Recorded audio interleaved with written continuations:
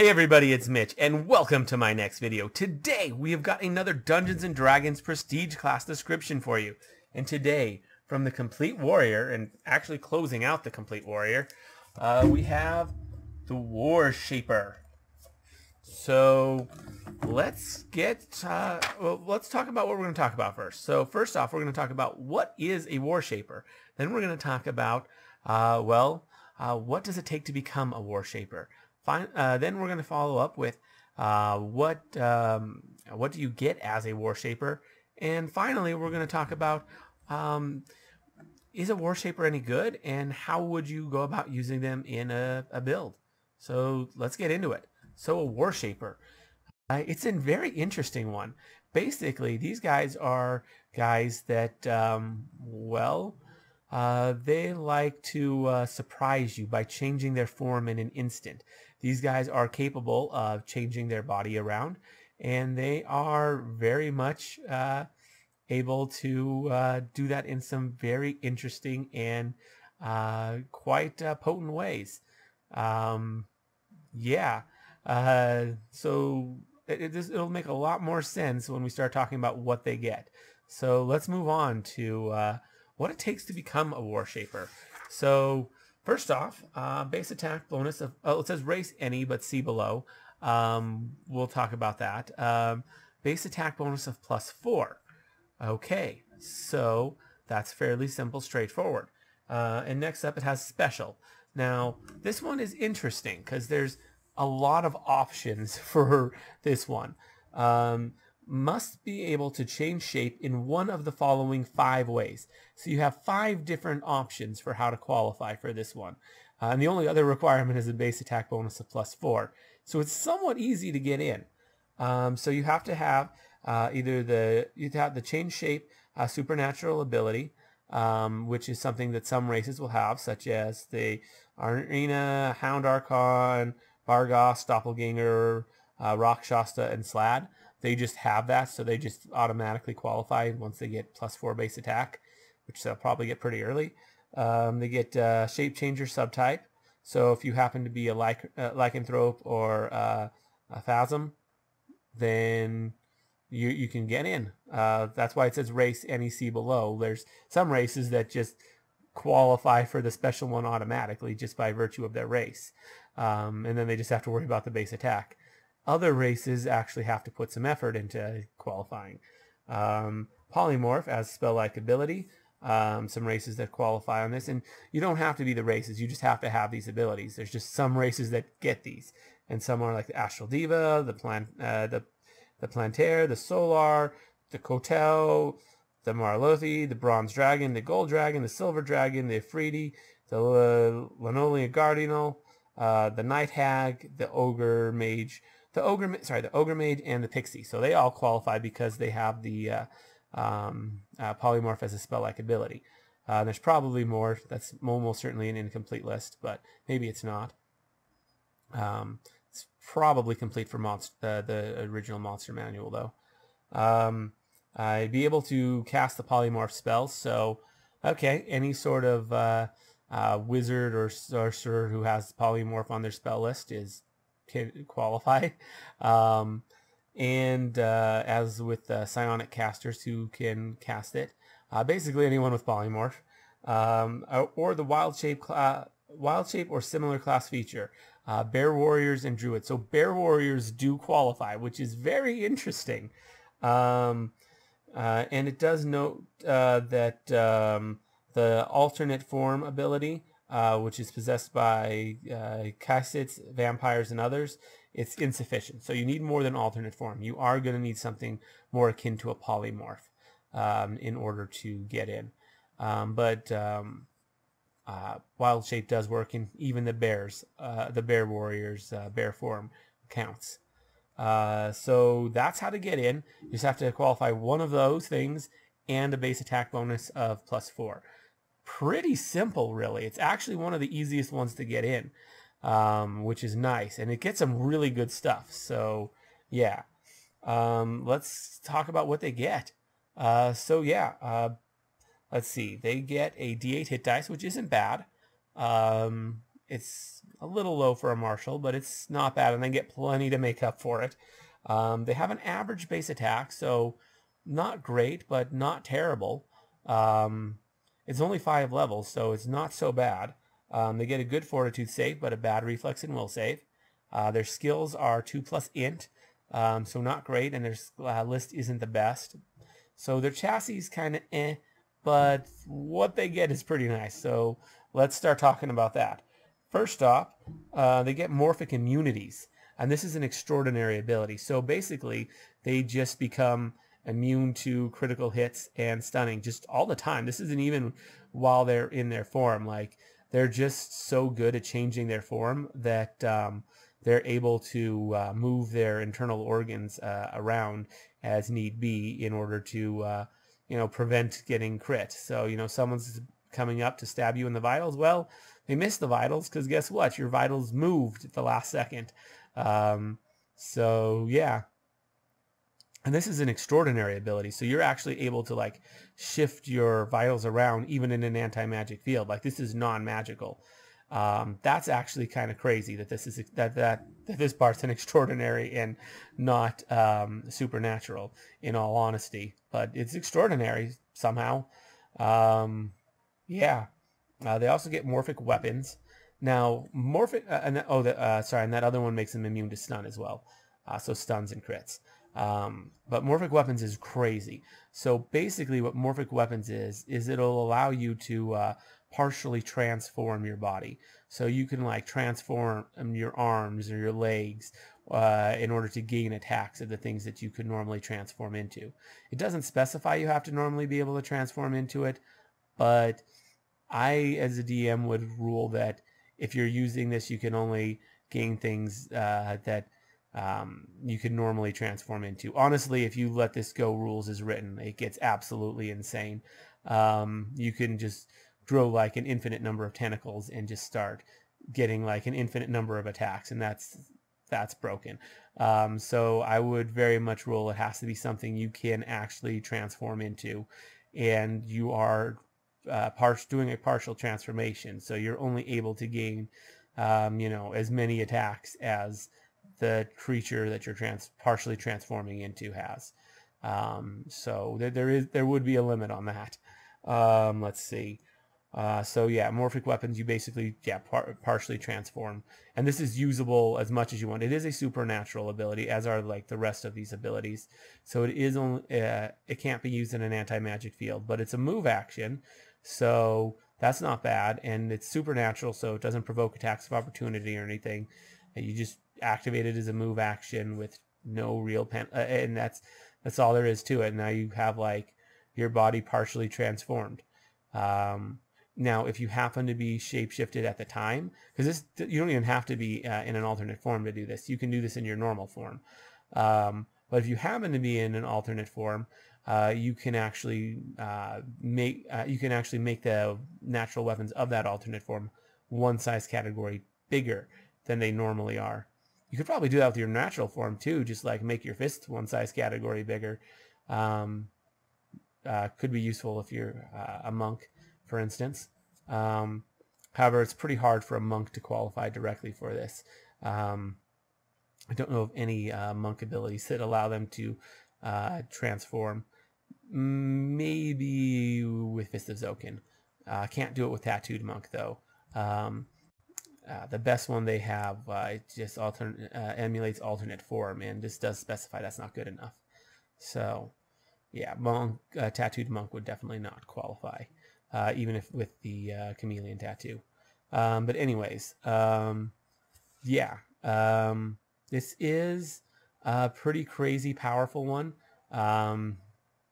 Yeah, Morphic Weapons is quite nice, and you get it at first level. Second level, you get Morphic Body, which just gives you +4 to Con and Strength. Like, you don't even have to be in an alternate form to do that. You just get +4 to Strength and Con. It's absolutely insane. It is supernatural, so it won't work in an anti-magic field, but you just gain a +4 to Strength and Con. It's really good. Morphic Reach, you'll get it third level. Basically, you can just extend your reach by 5 feet on any weapon you have, it's pretty impressive. And you're doing it by like stretching your limbs so it doesn't look like you actually could. So your opponents would likely be if you haven't used it yet, your opponents could very well be taken by surprise by the fact that you hit that reach. So the first time you do it, if your opponent isn't aware that you have that ability, very well likely they would very well likely be caught flat-footed by it because they would think they were far enough away and out of range. Because it's usually pretty easy to tell what someone's reach is, and with this, suddenly it's 5 feet more, and yeah, almost certainly you'd get like that because they wouldn't know. Because like it says, unlike most creatures, Warshapers don't appear to have longer reach until they actually use it. So probably would get you flat-footed. So you could probably use that to get a sneak attack in if you really need it. Wanted to. Once. Most creatures would not fall for that twice. Like after the first time of you doing it, they're like, oh yeah, you can stretch them. Okay. They also get at 4th level Morphic Healing. This one just gives them fast healing too, just all the time. And it also gives them the ability to make a concentration check, DC equal to the total damage that they've taken. If they make that, then they heal 10 hit points. And I assume that's in addition to the fast healing too.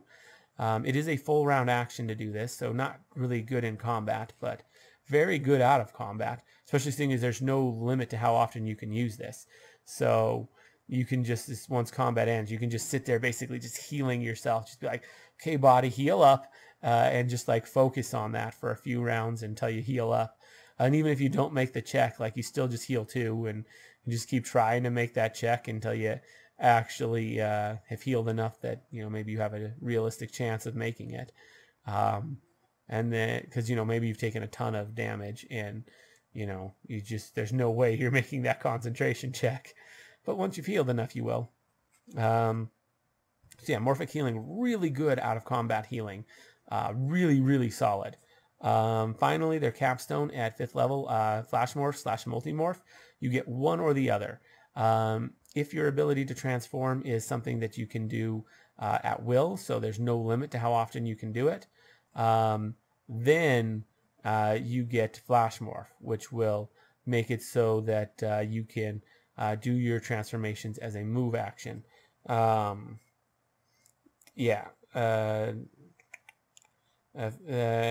a spell like ability, then you'll get Multimorph. For example, Flash Morph a little bit quicker. You get Multimorph if you are limited in how often you can change your shape. And if you're limited, like you may be doing it as a spell, or you have it as a spell-like ability that you X number of times per day, or like a Bear Warrior who can only do it when he rages, so it's not usable at will. Yes, it's usable however many times he rages, but barbarians can only rage so many times per day. There's no way to get, as far as I know, rage as a at-will ability. You just can keep upping the uses. So basically, same with wild shape. You can't wild shape at will. There's you only have so many uses per day, and yes, I know it's super long, but that actually kind of works with Multimorph in that you actually can transform between forms in still the same use. So that's actually super, super useful, particularly for druids. It's not great on everything. Like that'd be bad for a Bear Warrior. Bear Warriors gain basically nothing from from that, because really the Bear Warriors, you just pick your best bear form. Like there's no reason to pick a lesser bear form. The only thing that you could potentially gain from that is being able to slowly increase your bear form to just for fun. But honestly, it's not the smartest move. It's cool from an RP's perspective, but game-wise, it's not the greatest. So yeah, that's basically what it is. But with a druid, they can, you know, they can just transform between animal all day long, especially at like high levels. because that's based on like their Druid level. This won't make that any better. This doesn't actually make their wild shape better or anything. It just gives these extra bonuses. But, you know, a high level Druid can stay in form for, you know, all day basically. And this will allow them to change forms during that time. They just can't go back to their normal human form. So yeah, that's the Warshaper. Very interesting prestige class. How good is it? Well, it's quite good. That last ability, I wouldn't go all 5 levels unless you happen to be like a Druid with wild shape, or if you are like a doppelganger or something going for the flash morph. Yeah, if you're going for flash morph, quite good.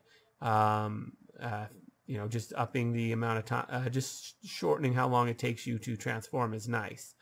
Multimorph, only really great if you have something like wild shape where you can, or have only so many wild shape uses, but you can kind of make a lot of uses out of one of them. Yeah, just really nice on that one. So yeah, you won't gain like the you won't gain the healing since it's still the same use, but you can just transform between animals at will during your time.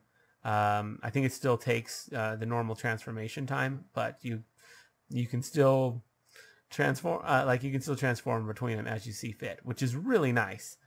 So yeah, the rest of them, ooh. So if I was a bear warrior, I'd probably 4 levels in that.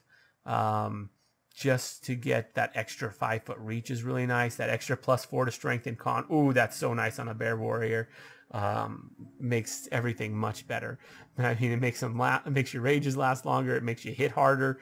Like, yes, absolutely. Yeah, everything on that is so nice. And the fast healing, actually I might go 3. Fast healing, not the best for them, but it's still not terrible.